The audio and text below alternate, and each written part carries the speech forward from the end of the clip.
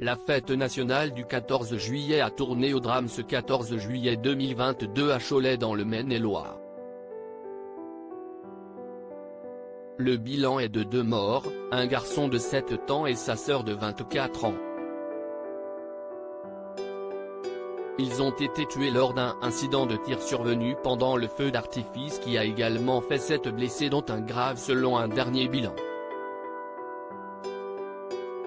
L'enquête, ouverte pour homicide involontaire, devra déterminer les circonstances précises de l'accident, survenu peu après 23 h sur un terrain stabilisé près du stade de Cholet, a précisé le procureur de la République d'Angers, Éric Bouillard, joint par l'AFP dans la nuit de jeudi à vendredi. Interrogé dans la nuit sur les circonstances de l'accident, le procureur a évoqué un incident de tir, sans plus de précision. Il est beaucoup trop tôt pour en dire plus, a-t-il ajouté. Le frère et la sœur assistaient au feu d'artifice avec d'autres membres de leur famille et se trouvaient à une 50aine de mètres du pas de tir lors de l'accident. Un homme d'une 30aine d'années, grièvement blessé, a été hospitalisé en urgence absolue, ont précisé les pompiers vendredi matin. 6 autres spectateurs, dont les parents des 2 victimes, ont été légèrement blessés. Ils ont été hospitalisés en urgence relative, selon le service départemental d'incendie et de secours, SEDI, du Maine-et-Loire.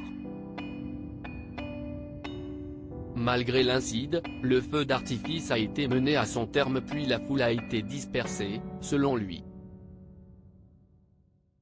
Environ 70 pompiers ont été dépêchés sur place, selon le Courrier de l'Ouest.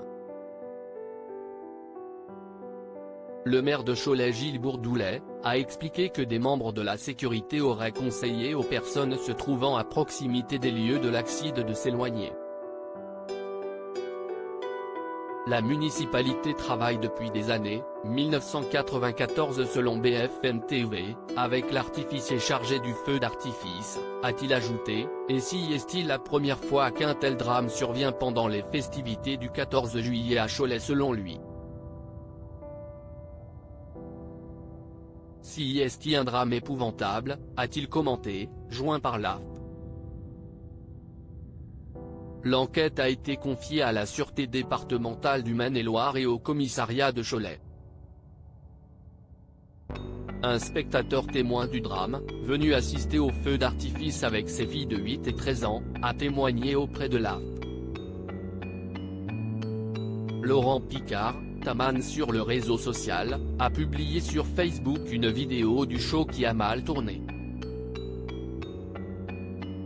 Des images spectaculaires puis brusquement effrayantes.